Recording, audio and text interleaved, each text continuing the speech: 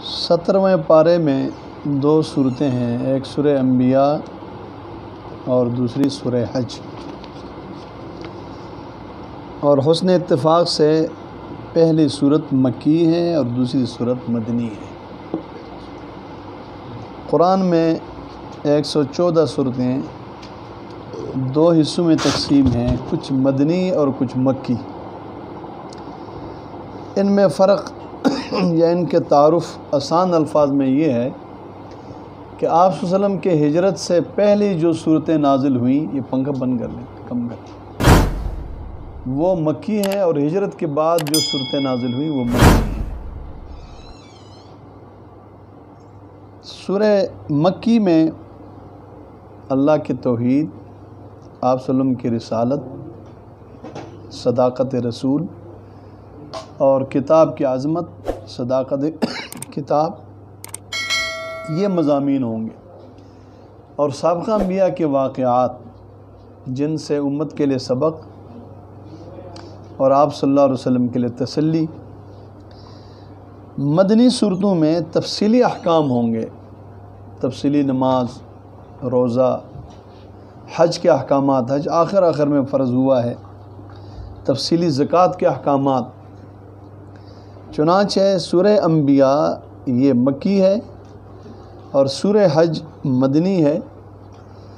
البتہ مدنی صورتوں میں بھی انبیاء کے تذکرہ اور توحید کا تذکرہ، ایمانیات کا تذکرہ موجود ہوگا۔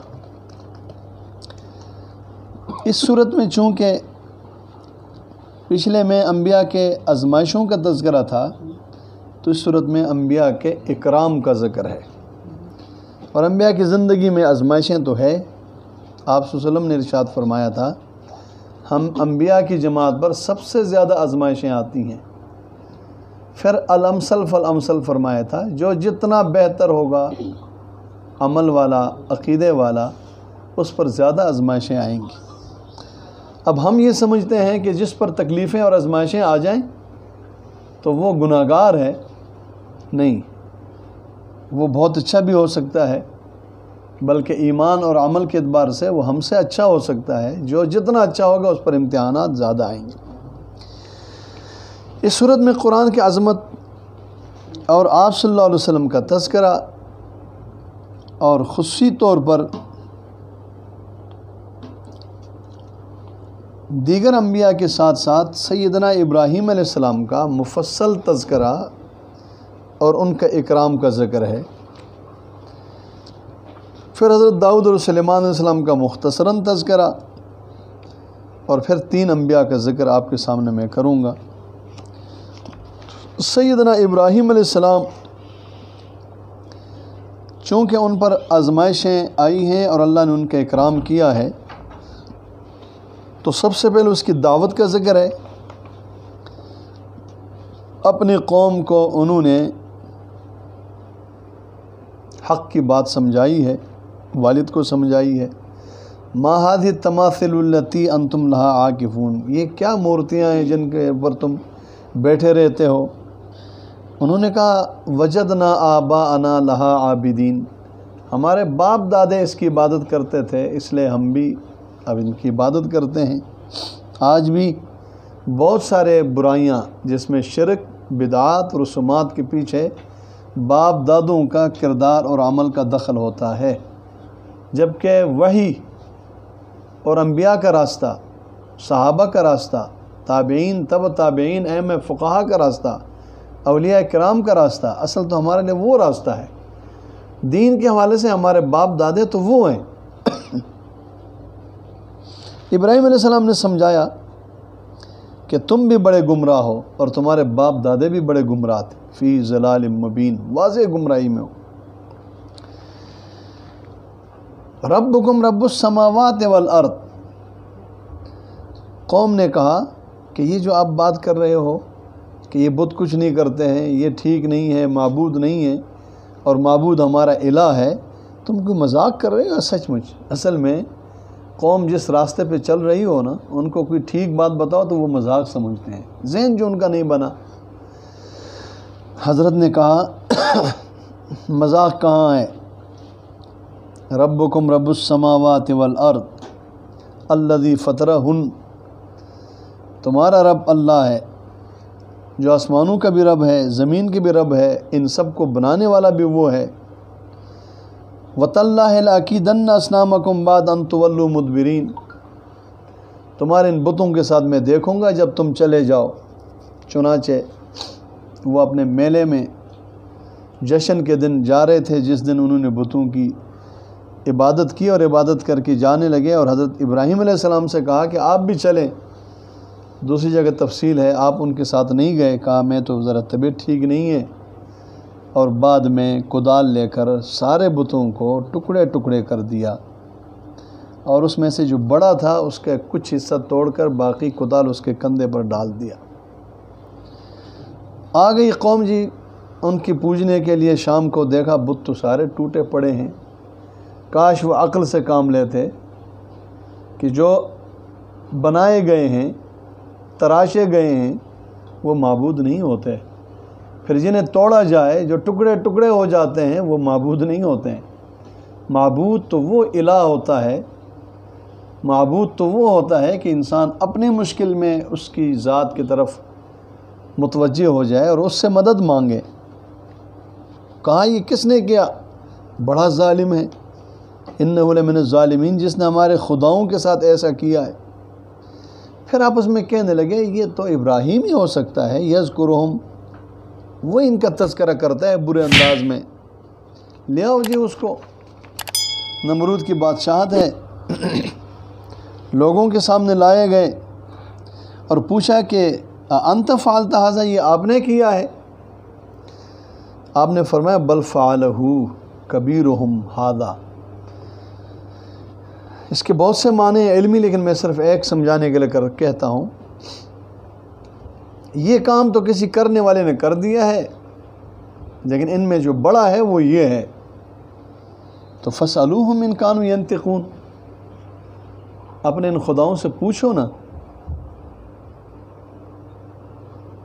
چونکہ پہلے بتا دیا تھا ان کو، نہ یہ سنتے ہیں، نہ یہ دیکھتے ہیں، نہ یہ جواب دیتے ہیں، نہ یہ بول سکتے ہیں۔ تو فَرَجَعُوا إِلَىٰ أَنفُسِهِمْ، انہوں نے اپنے جی میں سوچ کر سمجھ گئے کہ ہم ہیں تو غلط۔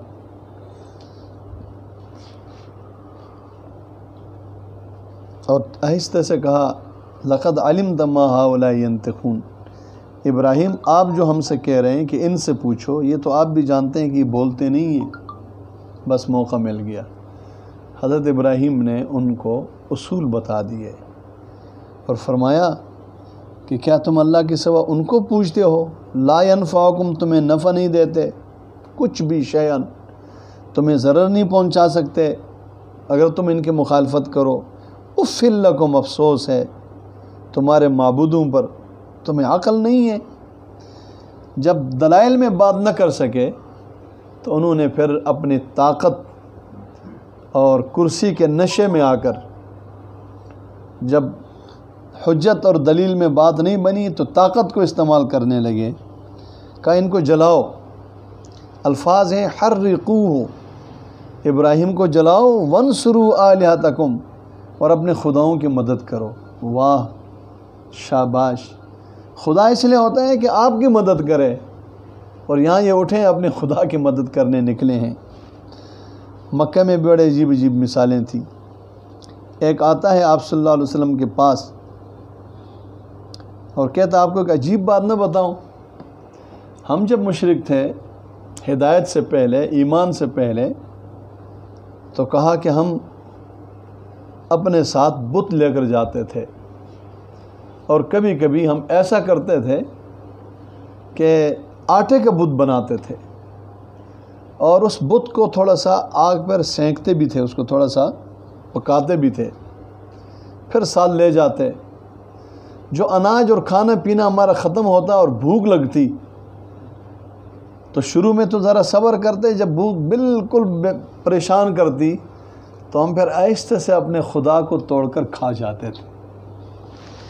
ایک صحابی فرماتے ہیں میرے ساتھ تو بہت عجیب ہوا ہے، میرے بیٹے آپ پر ایمان لائے اور میں ابھی ہدایت سے دور تھا، تو میں جب بھی گھر جاتا تو میرا وہ معبود بت نہیں ہوتا تھا، میں ڈھونڈتا، تلاش کرتا، آخر میں دیکھتا کہ وہ گندگی میں پڑا ہوتا تھا، میں اٹھا کر دھو کر صاف کر کے پھر لے آتا، پھر میرے ساتھ ایسا ہوتا۔ میں سمجھتا تھا کہ میرے بچے کرتے ہیں، بس کہتے ہیں تیسری دفعہ جب میں نے اپنے بت اور خدا کو اپنے جھوٹے خدا کو دیکھا کہ وہ گندگی میں پڑا ہے، تو میں نے کہا کہ یار تو جب ہر دن اسی گندگی میں پڑا رہتا ہے تو میرا کیا کر سکتا ہے؟ کہتے ہیں میرے دل میں اللہ نے ہدایت ڈالی اور میں آپ کے پاس آ گیا ہوں کلمہ حق پڑھنے کے لیے، کلمہ اسلام پڑھنے کے لیے۔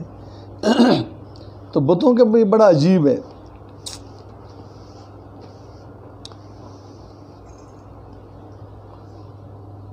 وہ ایک کہتا تھا کہ ہم پتھروں کو پوجتے تھے، سفر میں جاتے ہوئے بھی جب ہمارے ساتھ ہمارا خدا نہیں ہوتا تھا، بت نہیں ہوتا تھا، تو ویسے پتھر اٹھا کر ایک پتھر کو بت بناتے اور پھر اس کو پوجتے۔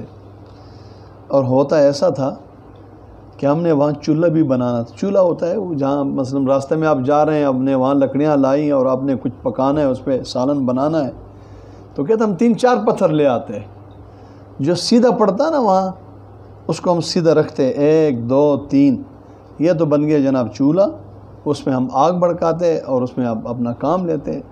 جو ایسا الٹا سیدھا سا پتھر ہوتا ہے جو کسی کام کا نہیں ہے، وہاں کھڑا کرنے کا نہیں ہے، تو ہم اسی چوتھے پتھر کو خدا بنا کر اس کی عبادت کر دیتے۔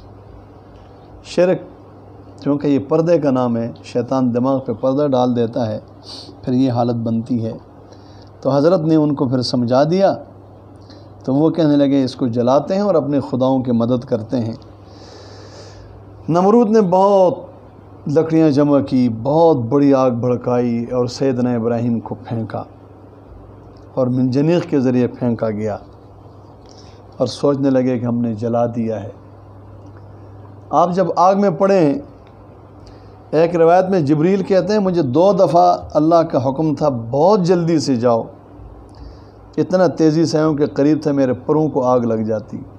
ایک جب بھائیوں نے ابراہیم علیہ السلام کو پھینکا کنویں میں اس کو بچانے، حضرت یوسف علیہ السلام کو پھینکا کنویں میں ان کو بچانے کے لیے، اور دوسرا کہتے ہیں جب ابراہیم علیہ السلام کو پھینکا گیا آگ میں پہنچا تو بڑا جلدی سے، لیکن میں نے کہا کیا مدد کروں؟ تو کہا کہ آپ سے کوئی مدد نہیں چاہیے۔ تو میں نے کہا مجھے اللہ نے بھیجا ہے، چلو پھر اس سے کہہ دیں۔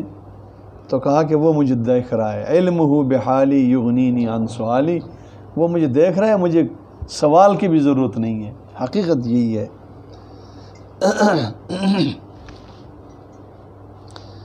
چونکہ اللہ کے نام پہ، توحید کی وجہ سے، اللہ پر بھروسے کی وجہ سے یہ خلق خدا آپ کی دشمن بنی تھی، تو آپ کے ساتھ اللہ کی مدد اور اللہ کی ذات تھی۔ پھر جب سب نے آپ کو جلانے اور آپ کو نقصان پہنچانے کی کوشش میں آخری حد پہ گئے، تو پھر رب کا اکرام بھی آخری حد میں گیا۔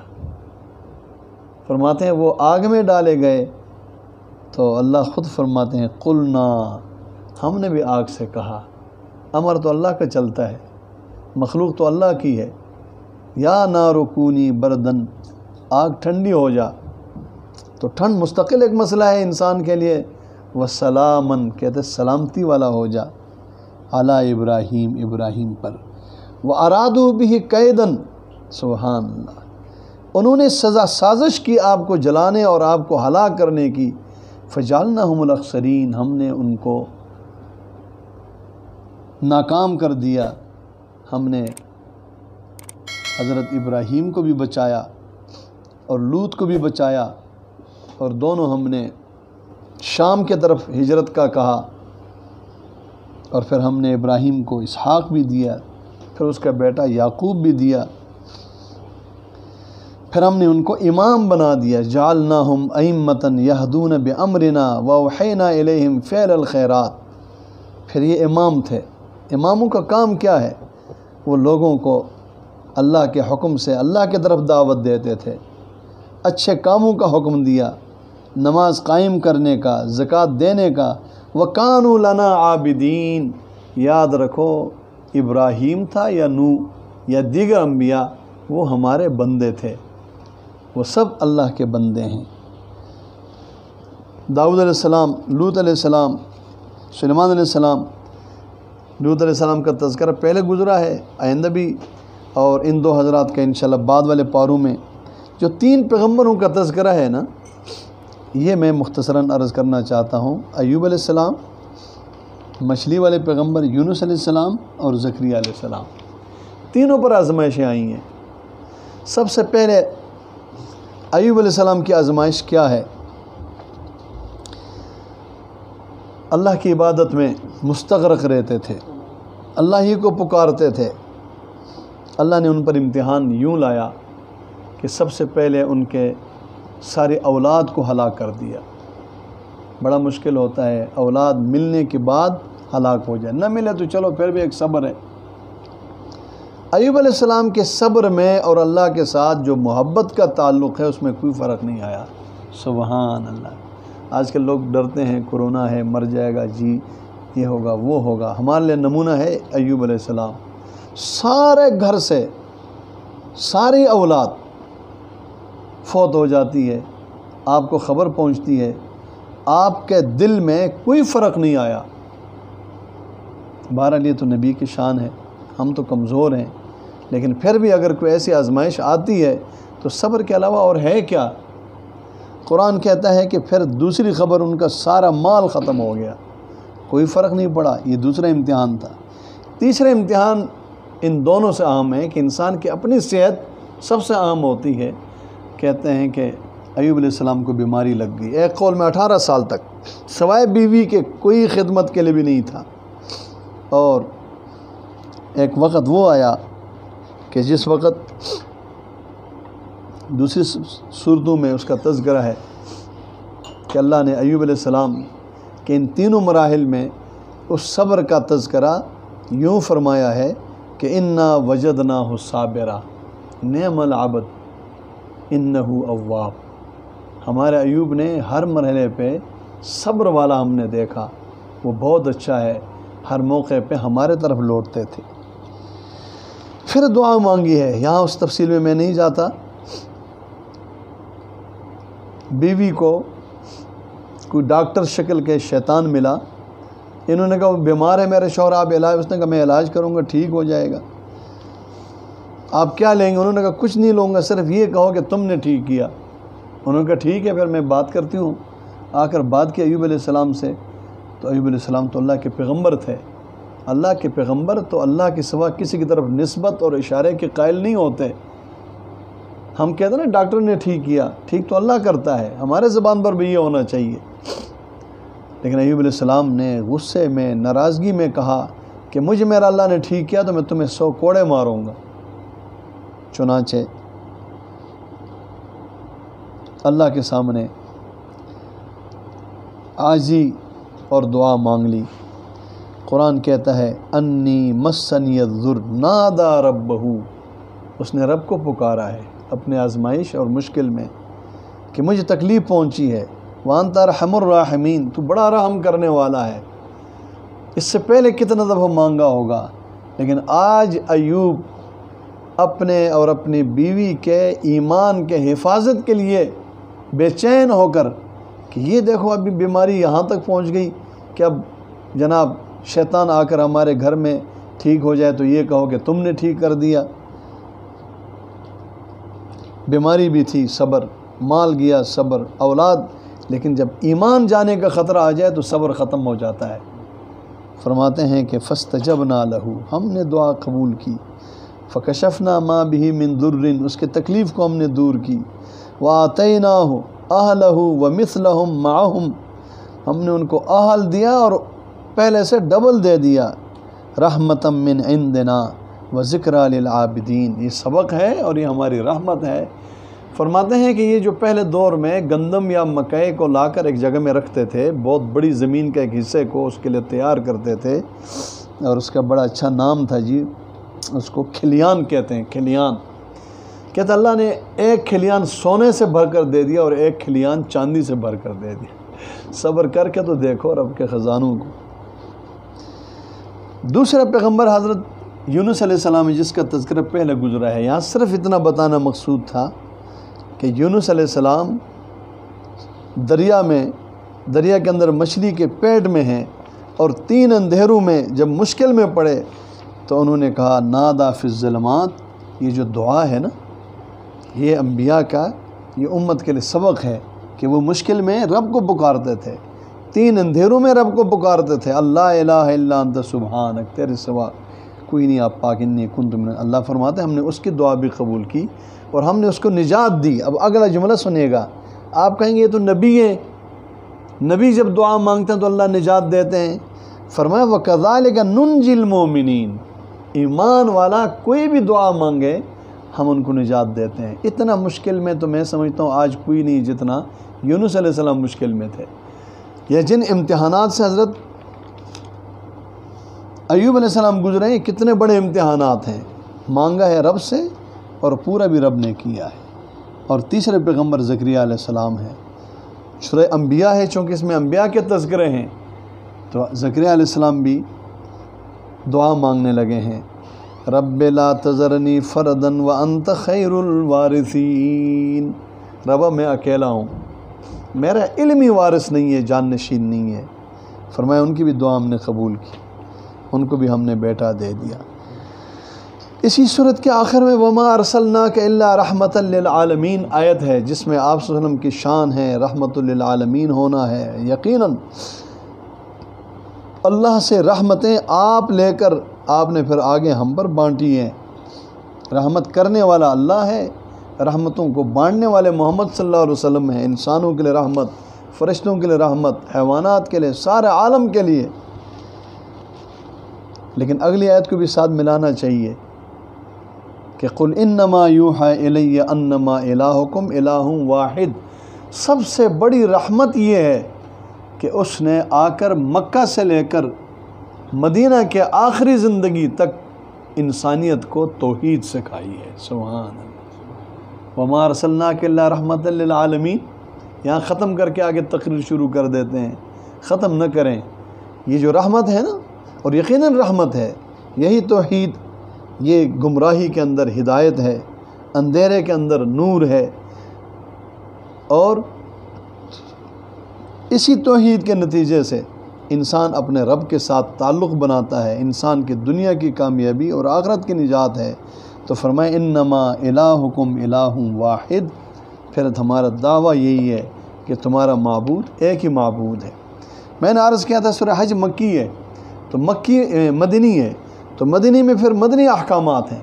مدنی احکامات میں سے ایک حج ہے، چونکہ آخر میں حج فرض ہوا ہے، اور پہلا حج سال جس سال فرض ہوا تھا وہ بکر صدیق صحابہ کو لے کر گئے، اور دوسرے سال آپ صلی اللہ علیہ وسلم 1,24,000 کم و بیش صحابہ کے ساتھ آپ نے اپنا پہلا حج کیا ہے، اور وہ آپ کا آخری حج بھی تھا۔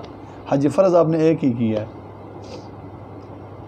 پھر قرآن کی آیتیں اتری ہیں اس سفر میں، اور دوسرا حکم اسی صورت میں۔ اچھا، حج کے ذریعے پھر تحریمات، حج میں پھر بہت سارے شاعر اللہ ہیں، ہدیہ کو لے جاتے ہیں شاعر اللہ ہیں، احرام باندھتے ہیں، بہت سارے سلسلے ہیں، آپ نے ان سب کا خیال رکھنا ہے۔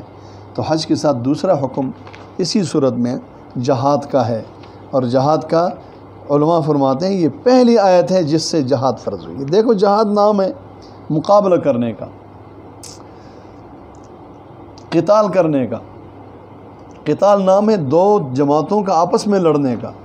یہ لڑائیاں کبھی عصبیت کی بنیاد پر ہوتی ہے، اور کوئی تھوڑی ہو رہی ہے۔ آج پاکستان میں آپ جانتے ہیں صوبوں کی لڑائیاں، پھر قوموں کی لڑائیاں، پھر یہ پٹھان، یہ بلوچی، یہ سندھی، یہ پنجابی، کراچی میں اور جگہ جگہ پر اسلام نے منع کیا ہے، عصبیت پہ لڑائی کو منع کیا ہے، گمراہی قرار دیا ہے، جہالت قرار دیا ہے۔ لیکن میں ایک بات سمجھانے کے لیے عرض کرتا ہوں، لڑائی تو قومیں بھی آپس میں کرتی ہیں۔ پھر آپ کو اگلی بات بتاتا ہوں، کافر کیوں کم لڑتے ہیں؟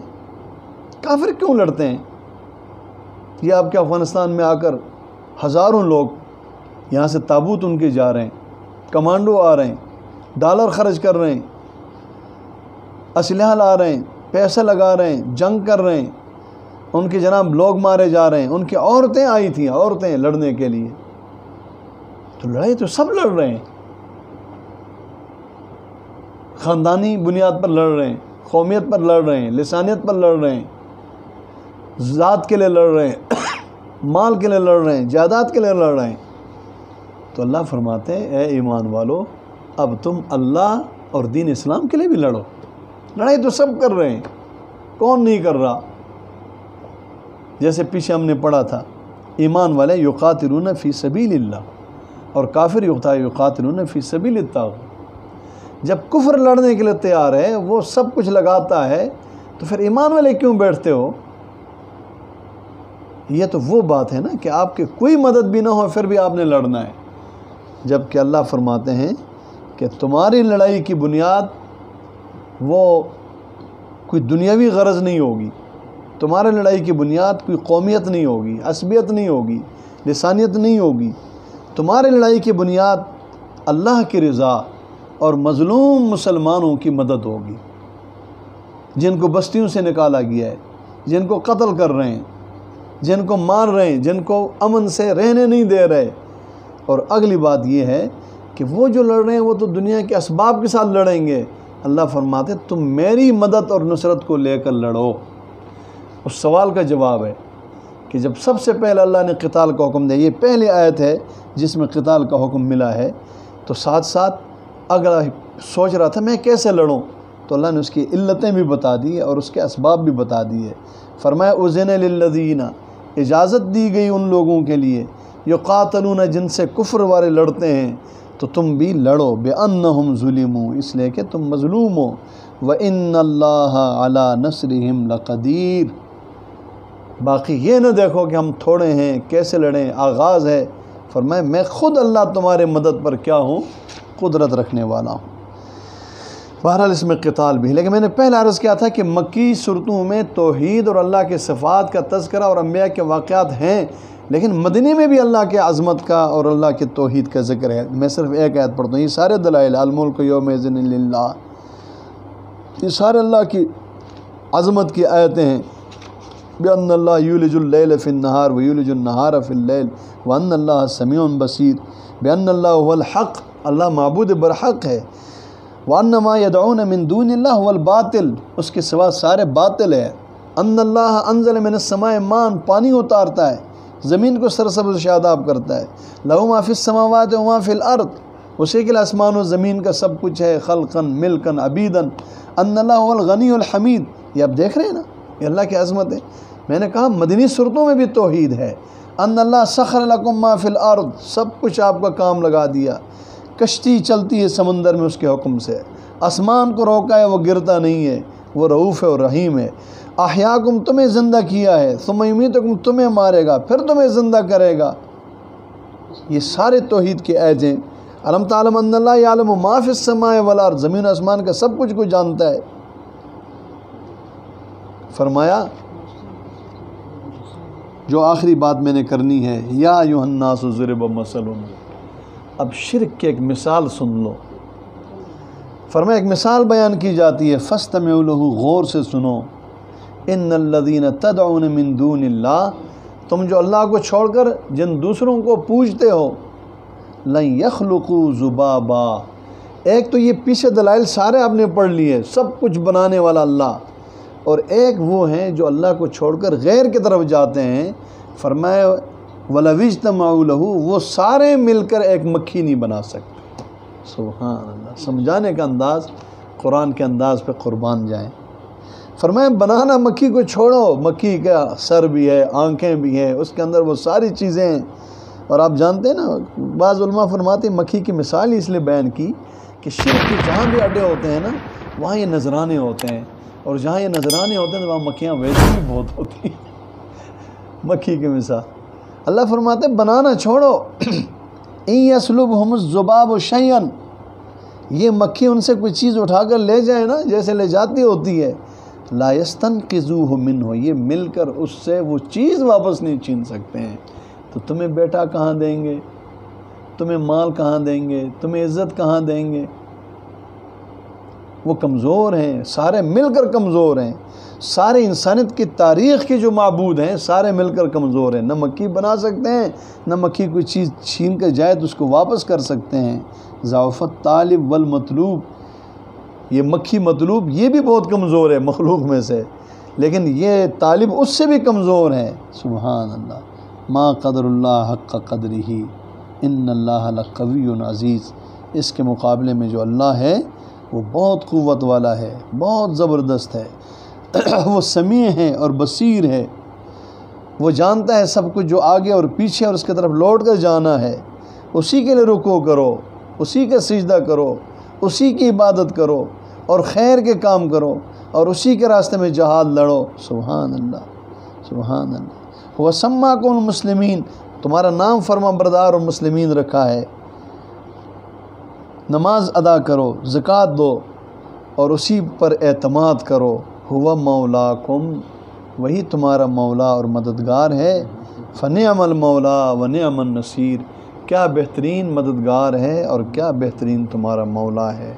اللہ کریم اپنے فضل و کرم سے قرآن و سنت کا فہم نصیب فرما کر عمل کی توفیق عطا فرمائیں اور اپنے عقیدے کی اصلاح اور اصلاح والے عقیدے پر استقامت عطا فرمائیں۔ وآخر دعوانا